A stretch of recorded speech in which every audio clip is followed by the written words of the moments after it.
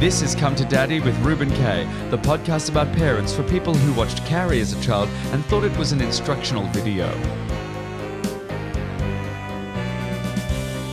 I don't want to say I have mummy issues, but the first time I successfully latched on was behind the bike sheds in year 10.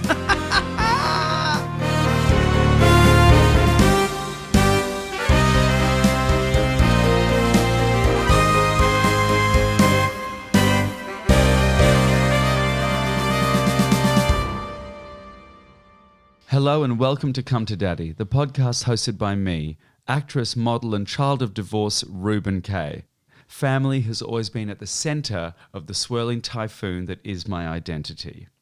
And dear listener, here at the Come to Daddy podcast, I will be, for once in my life, listening to other people.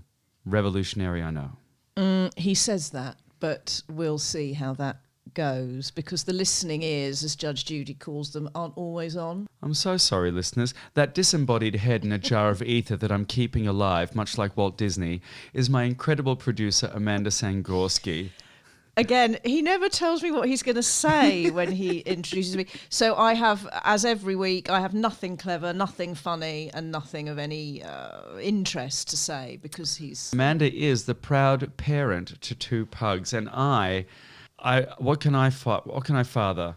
A sense of regret? Well, I see you as you're a parental figure in my life and in the pug's life. I mean, obviously, left to my own devices, I would bang on about dogs all day, but we are here to do a podcast. What is it all about? Come to Daddy is me finding a way to investigate the role that parents play in the people we eventually become. And I want to investigate the fine line between credit and blame. And I want to see how the sausage is made. That's great, but will it be funny? I don't know. I'm already regretting saying sausage is made. Well, as a vegan, as long as it's a tofu sausage, then let's make those sausages. Oh, I don't. You've made so much eye contact when you said, let's make those sausages. I told you I see you as a father figure. This is... Oedipus was right. So you're going to be chatting to loads of guests. I'm going to be trying to stop you saying the word cock every other word or talking about your genitalia, because that's just, your... As a man, it's the only thing I have to contribute to society. But the best thing is we've got so many amazing guests coming up on this podcast. Every week we have a luminary of the UK comedy scene. They are so intelligent, they are kind, they are funny, they are spilling their guts on the Come to Daddy parquetry. We've done a few of these. How do you think I've gone listening to other people's trauma instead of making my own kind of the centre stage? Not great. It's been quite traumatic to witness. No, I'm being unfair. To be fair, I only fell asleep once, but it was a very long story about something. It isn't just your showbiz chums that we want to hear banging on about their parents, is it? Oh God, we no. want to hear from listeners. We want the common touch. Go on. How can people talk to you? They can talk to us. We've got a Gmail account. Whoa. Forbes 100, watch out. Whoa. So send in your trauma, send in your funny stories, send in your lovely stories, send in the stories that you tell at the dinner party about your mum or your dad or your uncle. But if it's about your uncle, obviously some witnesses, and as long as the court date is passed. The Gmail address for everyone to get in touch with is Come to Daddy Podcast. That's COME to Daddy Podcast. Important distinction, because that is a very different email address. At gmail.com. And if Reuben had his way, it would be the other spelling. But for this podcast, it is COME to Daddy at gmail.com. A girl can dream.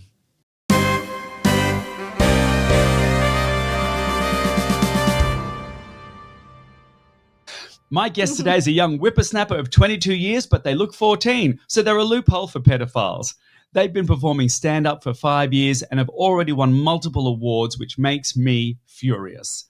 Born to an English mum and a Spanish dad who divorced when they were 3, it's possible they have even more daddy issues than me. And that's saying something. They're also gender fluid and dyspraxic, which I believe is a very sexy way of saying they're a clumsy slut. What I'm basically saying is we're going to have a lot to talk about. Come to Daddy Sam Serrano. Hello. How you doing? You agree with that great. intro? That was fantastic. Thank you.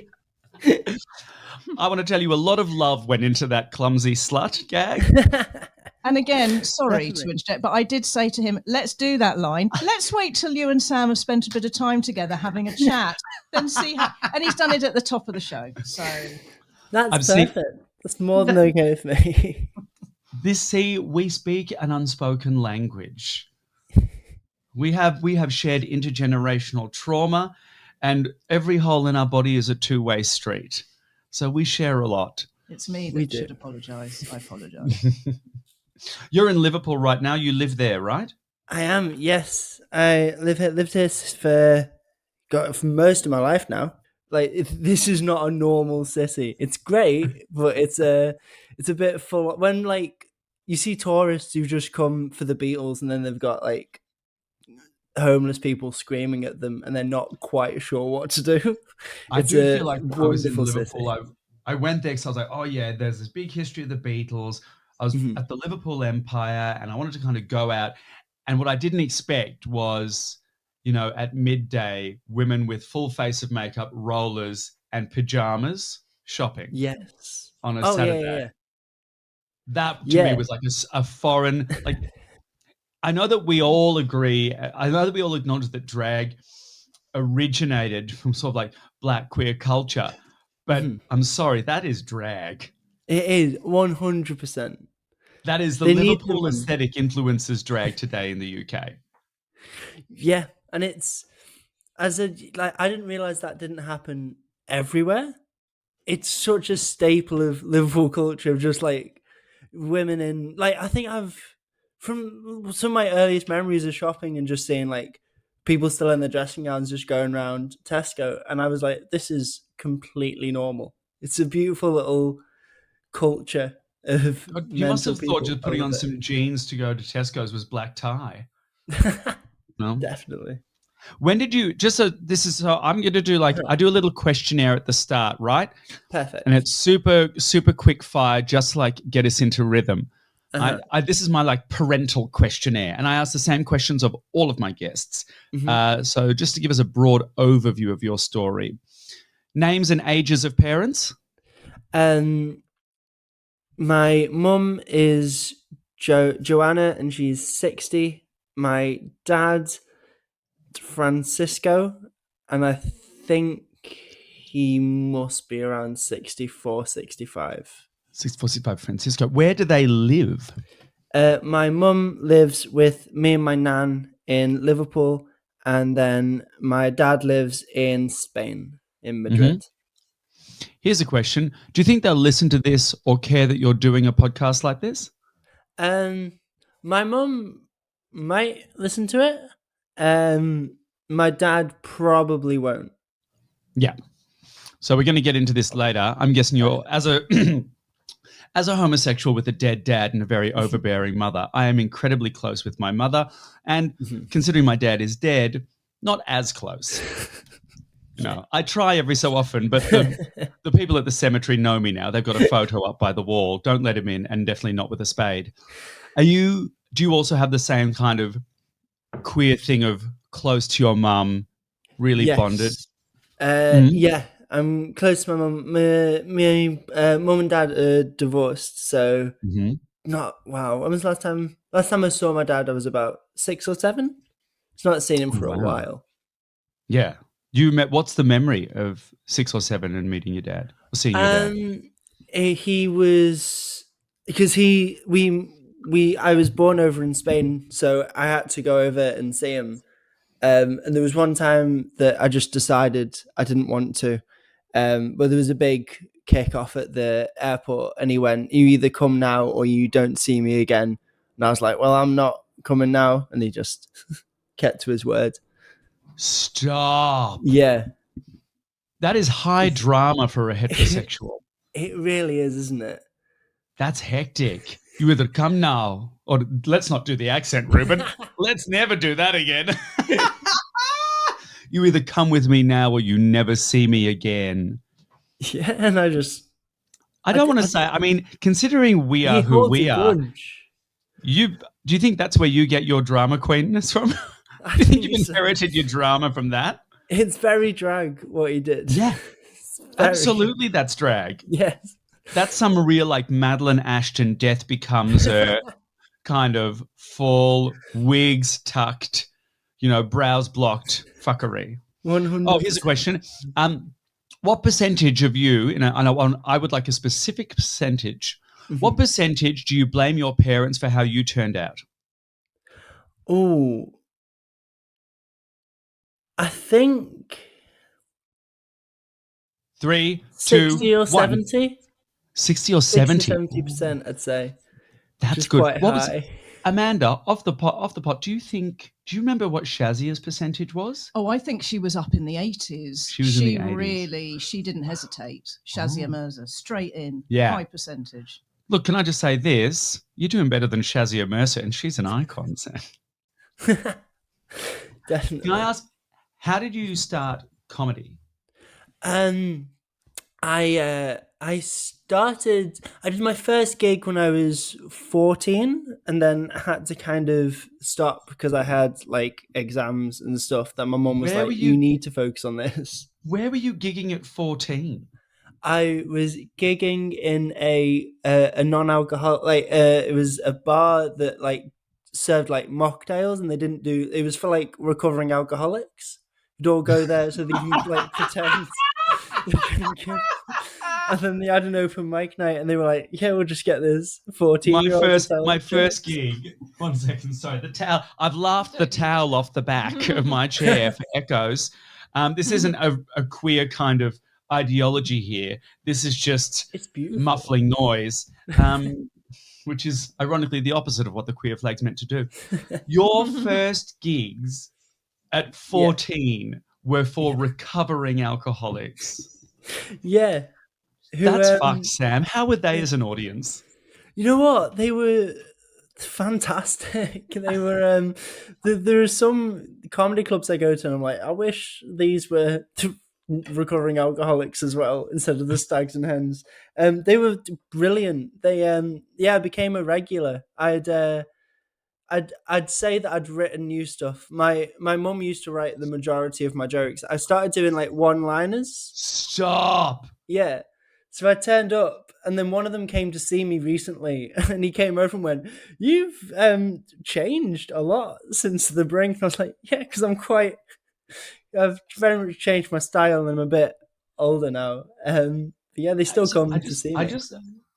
Your mum used to write your material for you at 14 when you were gigging for recovering alcoholics.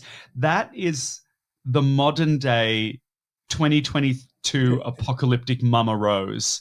Yes, but from what I remember, a lot of the jokes were about like a lot of the punchlines were like alcoholic drinks. Stop. Okay, so give me like your hardest, your biggest hitter. Give me your biggest hitter.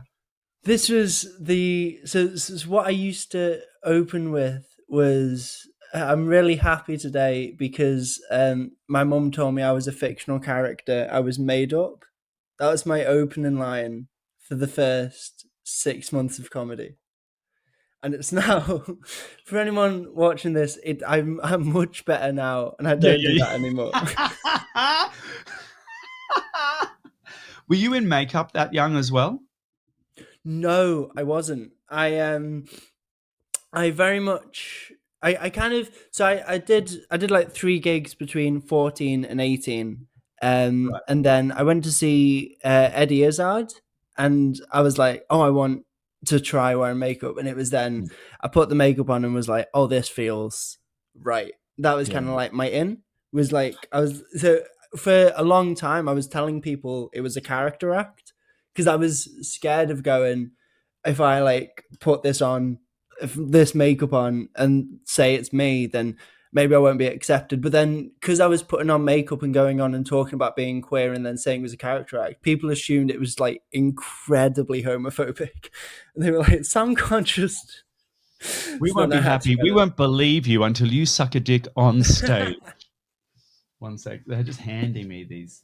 Sorry, can I just Yeah. say that I came back into the room after doing some printing and heard the line, "We won't believe you until you suck a dick on stage." I go out of the room for 2 minutes. Sam, again, I'm If apologising. you try and silence us, Amanda, that's homophobia. So just I'm going to track back just a quick step here. You started gigging at 14, but when did you kind of crystallize, or when did the idea surface that you wanted to go into comedy? The idea was because I did acting for ages, because I've got basically my mum put me into acting because I've got something it's similar to autism, so like my social skills aren't great, and she was like, oh, acting will help with social skills, and then my drama teacher was like, you need to work on something. That is the most misguided heterosexual thing I've ever heard. Put him into acting. It'll help him with social skills. That's very funny. And my drama teacher kind of told me that I was better working on my own, and she was like, this is something where you can write, produce, direct, and do it all yourself. So yeah, so it kind of backfired on my mum's initial intention. But no, acting or any kind of show business is not what you put your child into if you want them to develop social skills or empathy. It's what you put your child in when you want them to become a monster. I think I already was a monster, and that was her worry. How were you a monster, Sam? I mean, that's just quite a strong word. How do you mean you were precocious or acting out, or? I think I've always been quite a dramatic person. Always, like, even before, like, from a very young age, I'd always kind of exaggerate everything. So I think my mum was kind of like, we can monetize on this and send them into. So like, she was like, I used to do like stuff with like the Royal Shakespeare Company and stuff, and my mum was like, oh, we're gonna get like a proper actor. And now she's like, oh, they're just doing dick jokes to club audiences on the Saturday. It's not quite. Look, I'm seeing a monster here, Sam, but I don't think it's you. If your mum's looking at her 10-year-old and being like, we can monetize this. Hey, we've had some fun. We've chatted about all this stuff. At some point, we got to talk about your drama queen dad. Yes. Can your mum and dad divorced when you were young? You stopped seeing your dad when you were 6 or 7. Yeah, about 6 and 7. What's like a bit of background for people who are listening about what kind of person you knew your dad to be at that age? I always like idolized my dad because in my head it was someone who never made me do homework, would take me to the cinema once a month, and it was like would get me loads of sweets, and I was like, this is great. My mum doesn't do this. So like it's only been like the past couple of the past 10 years I've been like, oh fuck, no, he was awful. A parent that only gives you the good feedback stuff is not actually a parent, they're another kid. Yes, definitely. It was very much like, it was very much he portrayed who he wanted people to see him as, I think was kind of a thing. And kind of, because like when you're that young, you're so easy to like manipulate. It's like, just give them sweets and they'll think you're the best person on earth. And I think he definitely knew that. So he played on that a lot. Yeah. And you know what the reasons for the divorce were? There were, I think it was once they had me, kind of my mum saw a change in my dad. It's like the story that kind of, I think the story that sums up what my dad was like, because I was born with meningitis. If I turn to the side, you can kind of see the scar that goes right over my head. Amazing. And there was like one doctor who in Spain who like specialized in like getting rid of meningitis and like curing meningitis in young children. And my dad didn't want me to get operated because he didn't like the guy's mustache. Yeah. I mean, sometimes that is the whole story. We don't need any more background info on that. He didn't like the guy's mustache, handlebar, goatee. I'm not sure. I think I'm assuming handlebar. That is outrageous. If I had any kind of doctor with any kind of facial hair, I would be on him faster than white on rice. Name me one. My Jewish mother would be so bloody happy. So he leaves. He gives you the ultimatum at the airport. You either come with me now, you never see him again. That happens. What impact did that kind of have on you? You idolized him, right? So what did you do to fill the vacuum when he was gone? I'd find like people on like TV or like celebrities or fictional characters who I was like, they're amazing, and then I'd see them as kind of like paternal figures. What do you mean Like, fictional characters? And does this dovetail into kink? so the kind of the main one, I was obsessed with Bob the Builder for years. No, because I was understand like, it completely. Hot. yeah. Bob the Builder is the soft dom top we all want. What was it about Bob the Builder that you were drawn to and just like, daddy? I think it was a lot of it was just kind of like he was able to kind of help with stuff. And I was like, so like I'd see people go, like someone would go, oh, I've got this problem, and he'd be able to just go and help it. And I was like, that's amazing. There's no like, but I want, like he didn't seem as selfish. I think a lot of it was also, I think there was a big bit of it was that he also kind of had a cat, which my dad was always like, I don't want any animals. And then I was like, this is a guy who helps people without thinking about it. He's in a functional family and he has animals. This is the ideal family relationship. I think that was what was going through my head. I love that what you were seeking for is sort of like the bare minimum of a father. Oh, you aren't selfish and you don't actively hate animals. I think he would prioritize saving a child's life over the facial hair of a doctor. Call you crazy. Bob the Builder is a good guy. I'm going to prioritize facial grooming over the life of my child. You got back in touch with him recently, yeah? Yes, I did. And I think because I thought it would be this like big thing of like, oh, I've come back, I'm ready to kind of accept back in my life. And he was just, a lot of it was like, because my mum would ask like, oh, how's like talking to your dad going? He's just not interesting. That was the main thing. He's not a very interesting person to talk to. Like when I last spoke to him, he'd read he was talking about how he'd read Amy Winehouse's autobiography 6 times. And I'm like, surely we have more to talk about. It's not that long. She's only 27.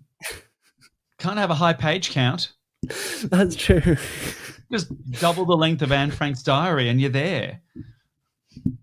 In an ideal world, do you think you would want a relationship with your dad, or do you think because of the way it's all turned out, it's contributed to you? I think I'd like a relationship with a dad, but not him, if that makes sense. Like, yeah, I get that. I just realized how kinky that sounded. You can get that at Pleasuredrome, babe. You just rock up, 2 a.m.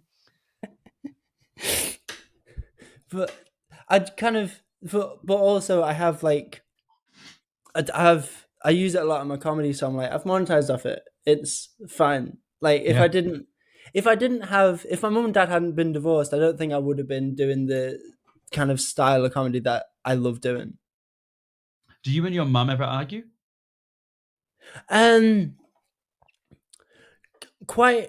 We have like disagreements over stuff, but it's not like, it's one of those where you like, I think again, certainly in like later years, I've been like, oh, we need like I've become a lot more understanding of like, it was tricky growing up with like a young child who's got special needs, and she had to like, so she was a teacher over in Spain and then had to give up teaching when she came back here, because like she would be called into the school constantly because I would I've like had a meltdown.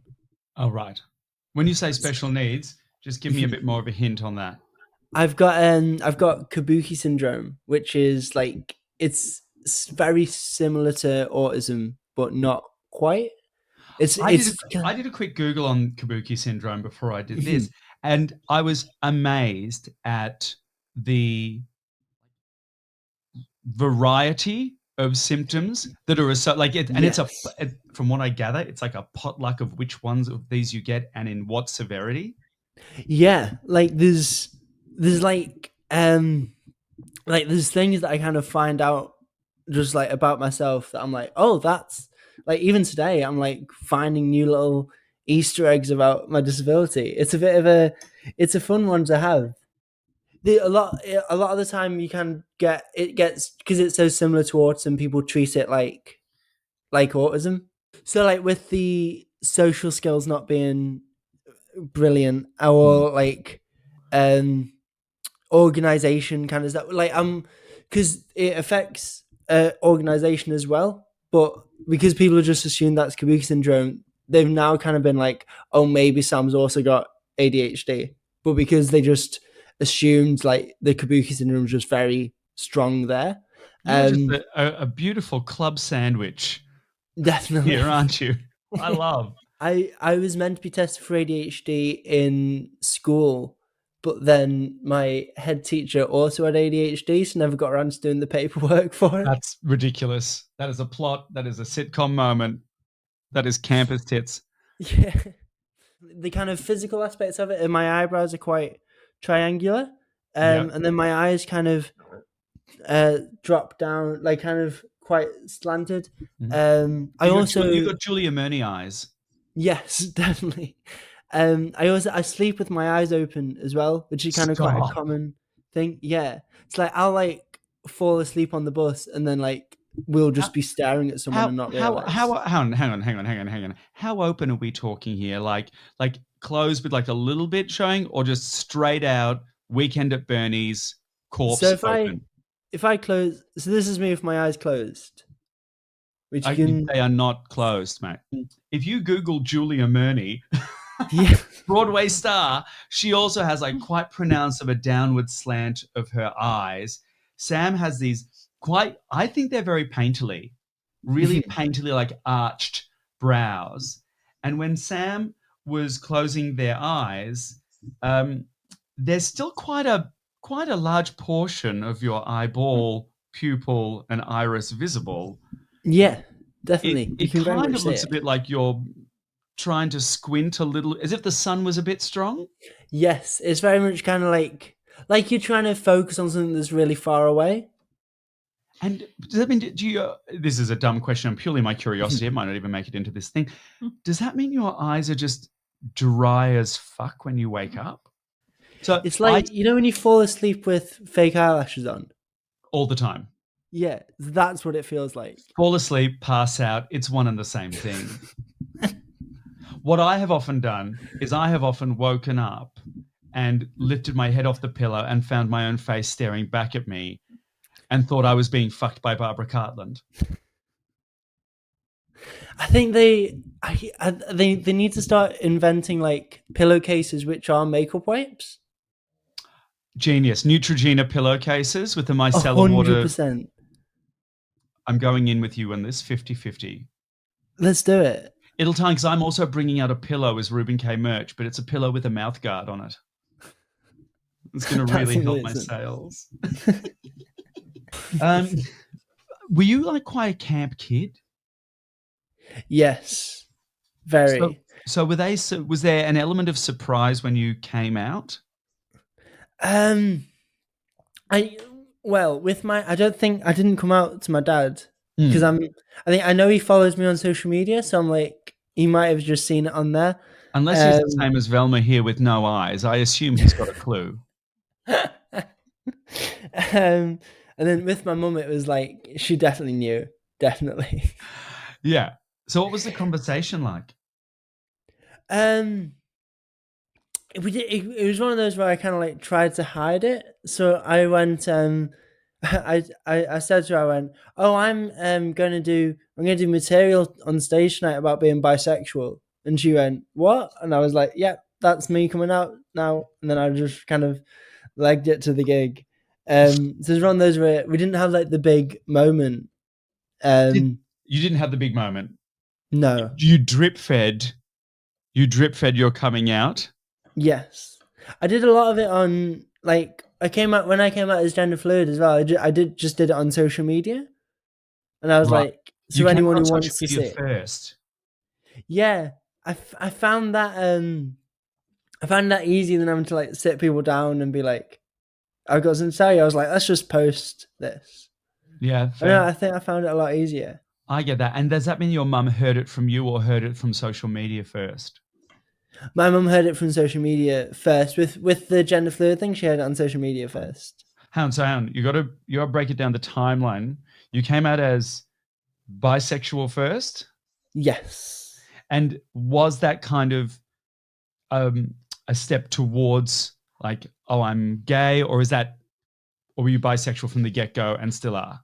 I Tell us now, was nationally.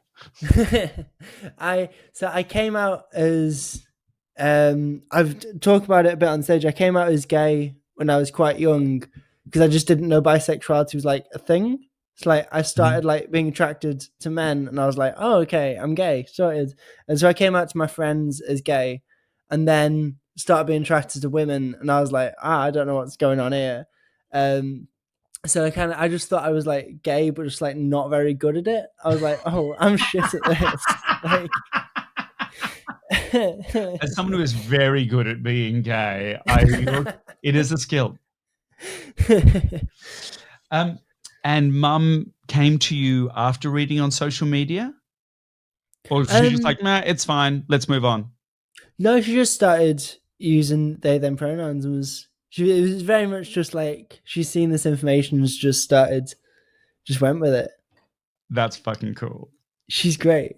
That is really Definitely. great. We're coming to our favourite part of the show. It is time for the Come to Daddy Pick and Mix, where you get to sample the delicacies of your parental experience. And today, you have chosen, drumroll please, Amanda. It's quite hard. There's a lot of saliva on that microphone now. Got a sore tongue. Daddy, look, I'm doing a dive. What I'm looking for here is ways you've tried over the years to get your parents' attention. Good, bad. I remember I went to like football lessons for ages and I think it was a lot of me like trying to impress my dad. So like when I was when my dad would come to see me, I'd be like, look what I've learned in football, which I think was definitely kind of a link to it. We also he used to I have a vague memory of him being very into like boxing and wrestling. So I would pretend to be interested in that as well. To be like, but like he was, I think there was a time when I have a vague memory of him trying to get me into it. And I was like, oh yeah, I'll do it. But I've got an issue with my kidney. It's like one of my kidneys is in the wrong place. So my mum was like, if you try this, it could like kill you. So I was like, yeah, it's probably best if I don't.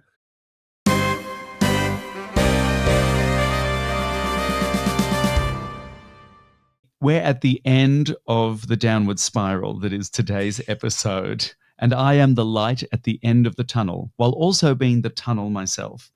So I want you, this segment is called Shall I Be Mother? Shall I be mother? Where I want you to look into my eyes, these beautiful dark circles, these little sort of spider carcasses glued to my face. Pretend I'm your mother or your dad, whichever is the least uncomfortable or most uncomfortable. And what would you say to them if they were in front of you right now? I think I'd probably ask if I could borrow Amy Winehouse's autobiography. That would be my... I'd like to read it. I fucking love that. Thank you. Thank you, Sam Serrano, for coming to Daddy with us today. Thank you for having me. It's been an absolute pleasure. Where can we find you, see you, watch you now? If you head over, everything's kind of on my Instagram, which is Serrano Comedian. And so if you go on there, you can find live dates. When I start my podcast in 2023, that'll be on there. And then I've got a YouTube comedy special called Beautifully Unconventional. And the link to that is on there, and you can go watch that for free. Wonderful. I'll be on there. Thank you very much, Wonderful. Sam. Thank you so much for having me. This has been great. It's a pleasure.